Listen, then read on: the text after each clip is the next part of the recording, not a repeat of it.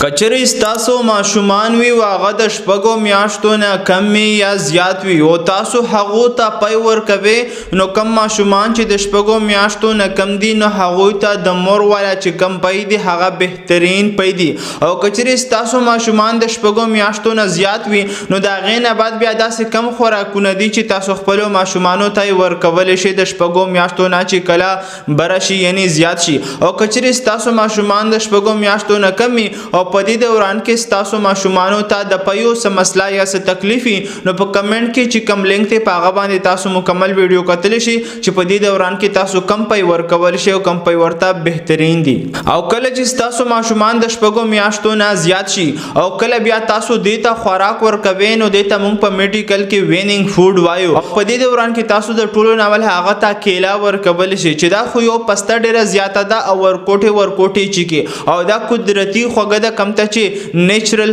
شوګر ویل شي او د دې سره تاسو دیتا ماڼه هم ورکول شي خو ماڼه به ورته تاسو په ګرم اوبو کې تړموي او کله چې هغه پسته شي او ډیره زیاته نرمه یعنی ملایم شي نو دا غینه بعد بیا تاسو ماڼه هم ورکول شي چې دا ماڼه ډیره بهترینه د ماشومانو په معده کې ازمیږي خدا به تاسو داسې نه کوي چې ټول خوراکونه په یو ځای ورکوي بلکې کله هم چې تاسو دا خوراکونه ورکوي نو هغه ترتیب زه تاسو ته د دې ویډیو په اخر کې ویم نو بیا هغه طریقه سره تاسو خوراکونه ورکوي او داسې طریقې کمی چې تاسو ته هم دغه طریقې نه به تاسو خپل ماشومان بچ کوي د خوراک په دوران کې کله چې د شپږو میاشتو نه په زیاتېدو باندې وي او د دې سره تاسو دریم نمبر کم دی هغه سویټ پوټیټو یعنی خوږ چې کم آلو دی هغه هم تاسو ورکول شي د دې لپاره چې دا هم قدرتي خوږ دی کم ته چې نیچرل سویټ ویل شي او د دې سره په دې کې وټامین ای ورته ویل شي هغه ډیره بهترینه په مقدار باندې دا په سویټ پوټیټو یعنی په خوږ آلو کې چې دا د ماشوم د سترګو د نظر لپاره هم بهتره ده او سلورم نمبر چې کومه دا کم ته چې موږ پښتو کې گازره ویل شو د تکرټ ویل شي نو دا به هم تاسو په ګرم اوبو کې دومره پستا او دومره نرمه کې چې دا ماشوم خوړلی شي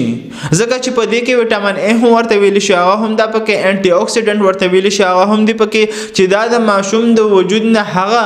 زهرجن مواد کم چې د ماشوم د سرمنې او د صحت لپاره بهتر نه دي نو هغه مواد د ماشوم د وجود نه بهر وباسي پنځم نمبر چې کم دی کم ته چې موږ پښتو کې د کادو ولا ته هم ویل شي کم ته چې پمکن سیډ ویل شي نو دا تاسو داسې نرم او داسې مکس یې راولي چې دا ډېر زیات نرم هم وي او ماشوم چې کله خوري هغه ته تکلیف نه ورکوي نه بهترینه طریقې سره دغه معدې ته درومي ځکه چې دا هم دغه د صحت لپاره یو بهترین چیز دی شپږم چې کومې چاولې دي هغه تاسو ورته دومره الوا په شان جوړوي چې دا داسې پستي او نرم وي چې ماشوم خوري چې هغه ته تکلیف نه ورکوي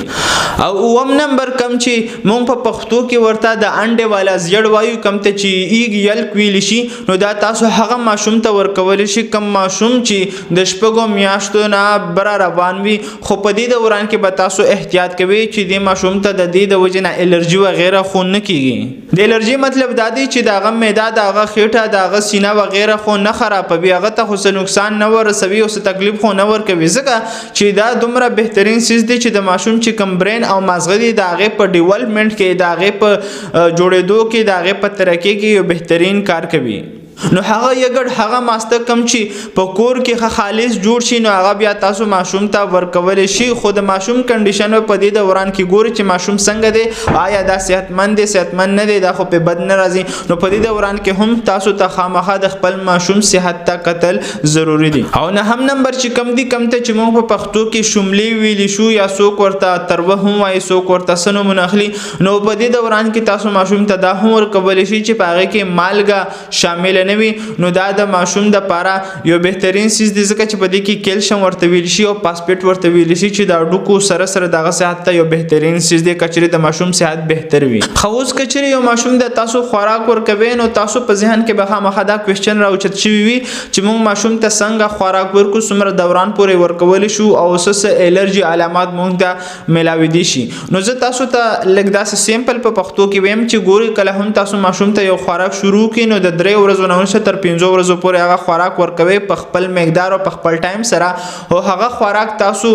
د پاره ګوري چې آیا دا خوراک هغه ته الرجی علامات خو نه راولي، یعنی دغه په سرمن باندې، دغه په سینه باندې، دغه په معده باندې، دغه په وجود باندې، دغه خېټه وغیرہ خو نه خرابوي. نو کله چې تاسو ته دا پته ولګي چې دا خوراک دته بهتر دی او الرجی علامات وغیرہ په نه راځي، نو دا خوراک بیا تاسو بیا په خپل ټایم باندې ورکول شي. یو طریقه یې دا ده او دویمه طریقه یې دا ده چې تاسو په یو ځای باندې 2 خوراکونه یا 3 خوراکونه مو ورکوي. صرف په دې دوران کې تاسو دا ګوري چې په دې دوران کې مو ماشوم ته کم خوراک ورکو، آیا دا د لپاره خدي او کنه ده او کم داسې سيزونه چې تاسو خپل ماشومانو ته نشي ورکولې په دې دوران کې، نو هغه هم ز تاسو ته نو پاره کې د ټولو نه اول کم د چې مونږ مالګه ویلی شو، سالت ورته ویلی شو، دا نشي ورکولې کچې تاسو ماشوم د 1 کال نه کمی. دویمه خبره ده چې تاسو خپل ماشوم ته شاد یعنی ګبین نشي ورکولې کچې د 1 کال نه کمی. او دریمه خبره ده چې تاسو ماشوم ته خواږه سيزونه نشي ورکولې، کم چې دکاني یا بازاري یا نور خوراکونه په کور کې دغه شانوي، نو خوراکونه تاسو خواږه نشي ورکولې ځکه چې 1 کال نه کمی ماشوم نو دغه صحت لپاره نه وي. نو کچې تاسو وایي چې زموږ ماشومانو صحت ته بهتر وي، زموږ صحت ته بهتر وي، زموږ را روان کل صحت ته بهتر وي او د ټولې دنیا صحت ته بهتر وي. نو کچې دا ویډیو انفارمیټیو وي د خپل ملګرو سره شیر کولای شئ او که انفارمیټیو نه وي